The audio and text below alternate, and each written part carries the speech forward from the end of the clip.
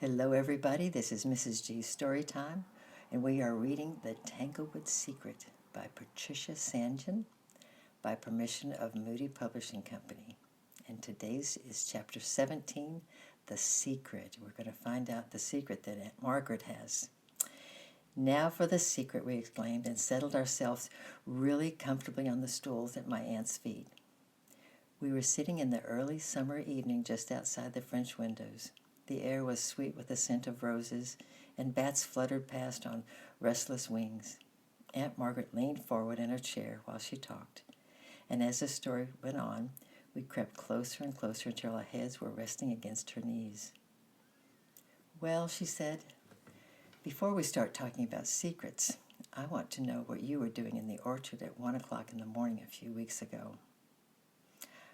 We both jumped and went very red. This was most unexpected, but strange to say, Auntie didn't sound particularly cross. In fact, there was a tiny shake in her voice that might have meant that she was trying to not laugh. Well, after a very uncomfortable silence, Philip answered in a small voice. "We couldn't go to sleep that night," he exclaimed, and we wanted to see the stars close up. So he put on some clothes and went up to the top of the hill, and then— "You went up to the top of North Hill alone in the dark?" interrupted my aunt, sounding very shocked. "You've never actually told us not to," I chimed in quickly. "Ruth," said my aunt solemnly, "there are a great many things I have never actually told you not to do, but which you know in your heart I wouldn't like, so don't make silly excuses. Now, before we go any further, I want you to promise me that you will never go out alone again at night as long as you live with me." We both promised most earnestly. "Very well, then," continued my aunt. "As long as you understand that, we will say no more about it. Now, perhaps you are wondering how I came to know about it. As a matter of fact, we thought we could guess, but we did not want to say so. Yesterday," said my aunt, "just after you went out, Terry's mother came to see me. She had a long story to tell me. She told me that some weeks ago she was in despair about earning some extra money to buy a blanket for her little boy. And when she saw those big, rosy apples you took to Terry, she decided to come at night and help herself. She did this once or twice, taking only a few pounds from each tree so that your uncle wouldn't notice, and earned quite a lot of money by selling them to the greengrocers in the villages around Tanglewoods. Then one night she met you in the orchard.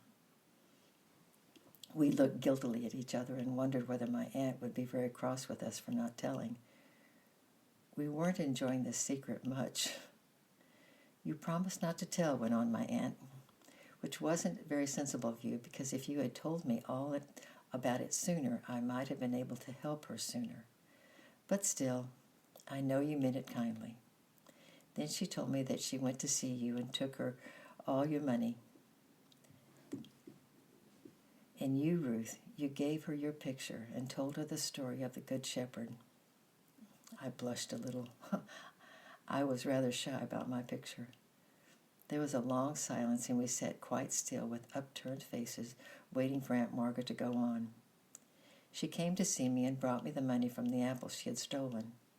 She said she felt as though Jesus the Good Shepherd was calling her, and she could get no rest until she had answered him.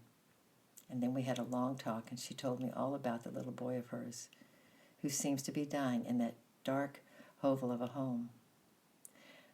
I went to see him this morning, and it's all true. She can't leave him to go to work, and she won't be parted from him to let him go back to the hospital. And they are as nearly starving as anyone can be nowadays." My aunt stared out into the twilight. She seemed to have almost forgotten us. "When she left last night, Philip and Ruth, I think the Good Shepherd spoke to me too. I have not thought about him much for a long time, but last night he showed me a lot of things." My eyes were fixed on my aunt's face, and I had drawn so close that she put her arm around me. "He showed me a great many things I can't tell you about now, but I will tell you about two of them. He showed me a lot of money doing nothing in the bank. and he showed me an empty room all covered up with dust sheets, but with a beautiful window looking out over the plain, with the sun shining in through it every morning, and the beech tree just outside. I gave a little jump. "The best spare room?" I whispered. My aunt nodded. "Yes," she agreed. "The best spare room that's been empty for such a long time. But it's not going to be empty any longer, because we want to use it for the Good Shepherd. The day after tomorrow, Terry and his mother are going to come live with us for a time. Terry's mother's going to help me in the house, and Terry's going to lie by the window in the spare room and get some color into his cheeks. It will be his very own room, and you and Philip shall help arrange it and get it ready tomorrow.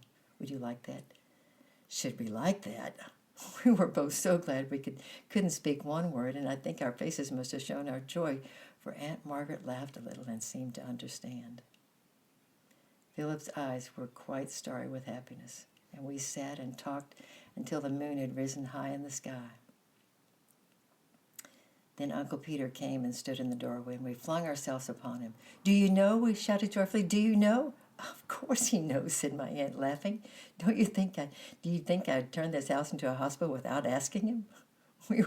We were hustled off to bed, and we were told needn't even wash except for our face and hands because it was too late, and which was certainly a perfect end to a perfect day.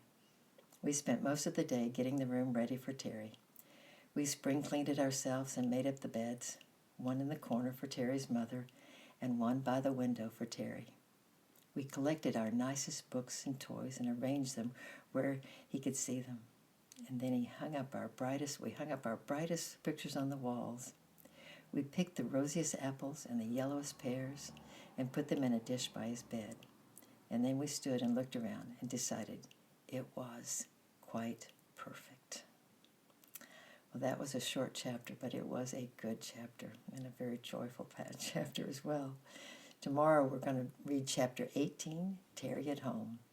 I love you, I'm praying for you, and I'll see you tomorrow, Lord willing. Bye-bye.